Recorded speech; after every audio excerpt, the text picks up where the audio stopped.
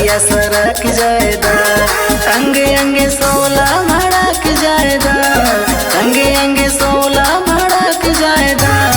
पतरी कमरिया से हो घघरिया सरक जाएदा, पतरी कमरिया से हो घघरिया सरक जाएदा।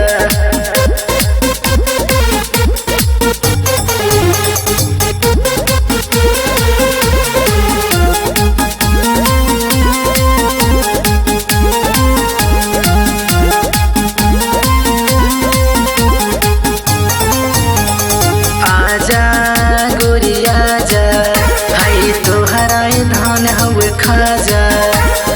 पगली बखाली अधैले बकड़की, छोटी मोटी बात में न आई हई लड़की।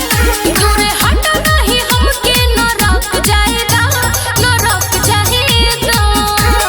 पतरी कमरिया से हो घघरिया सरक जाएदा, पतरी कमरिया से हो घघरिया सरक जाएदा।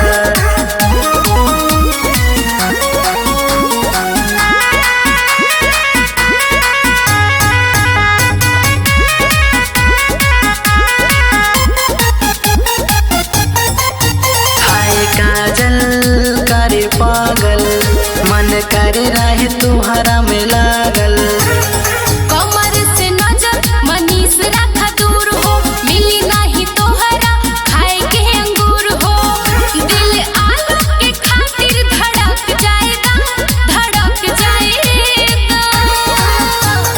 पतरी कमरिया से हो घघरिया सरक जाएदा, पतरी कमरिया से हो घघरिया सरक